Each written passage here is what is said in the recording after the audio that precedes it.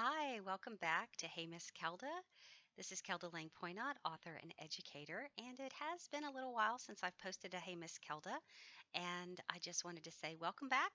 And we're going to move forward in this year with new topics. And if you have something that you would like to ask me, I would be more than happy to add that to the list of Hey Miss Kelda topics. So, question 22: what do you recommend for writing? First of all, I believe that writing goes hand in hand with reading, and the best read to children usually become strong writers. Let me explain myself. It gives them an idea of how thoughts are expressed with a variety of genres, with a variety of topics. It also helps them formulate their ideas into a way that's easily understood. So, first and foremost, read to your child.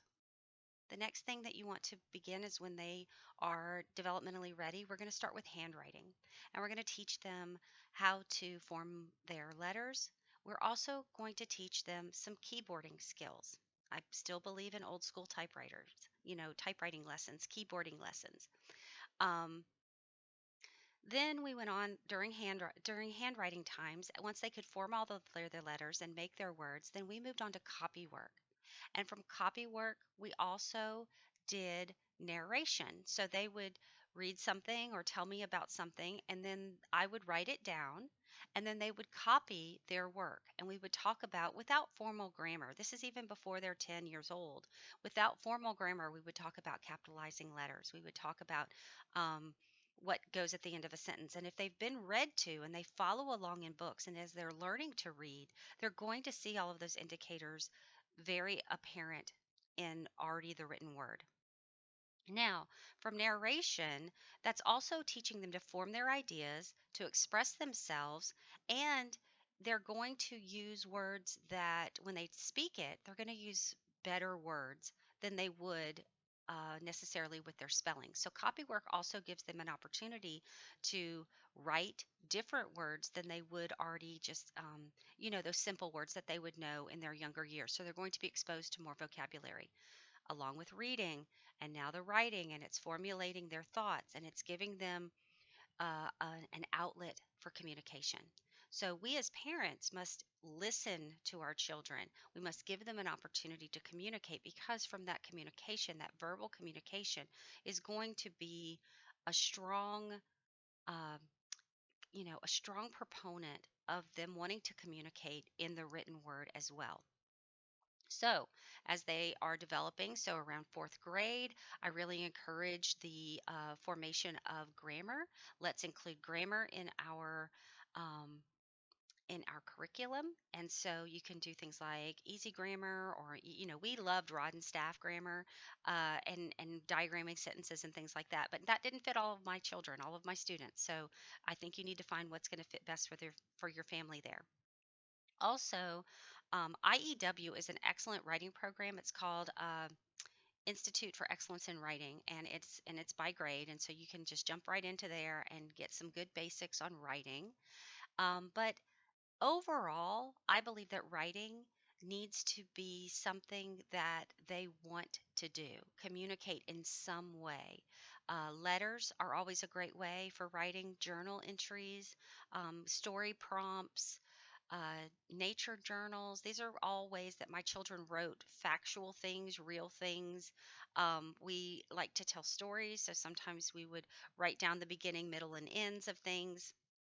Um, as they get older, again, I think they need to be on, just not just some random thing that you're giving them to write on. I think it needs to be something that stirs their curiosity. As they get a little older, middle school, high school, of course, we did research papers. Of course, we did um, learning different formats. So once they were in college, they were then exposed to MLA format and APA format. And if you're not familiar with those, you don't really need to know those for your even through high school. You don't really need to know that. But there are ways and formats to write papers, and so we just got to that. Um, we gradually grew into that knowledge as we needed it. They learn outlining.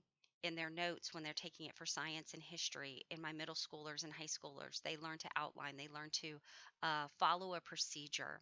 And from that, it makes it much easier to write about things that they already are a little bit proficient in as far as their knowledge base. My goal for writing is for them to be strong communicators. So that's why I want it to be real topics, real purposes for writing, and a way for them to express their thoughts. So they're young, read. Handwriting, of course, copy work, narration. Copy work can be poetry. Copy work can be anything, scriptures. It can be prayers. It can be famous quotes. It can be anything. We did quite a bit of copy work with George Washington's rules of civility. That was really important with my boys. I thought those were good ways to learn. But we also did quite a bit of copy work with Ben Franklin's quotes as well. So allow them to formulate their ideas, allow them to communicate with you verbally, and then from there, help them to find a reason to write it down. So that is my recommendations for writing. If you would like to find some of my workshops on Patreon, I also have published works on Amazon, but everything you can find and link to through my website, keldalangpoinot.com.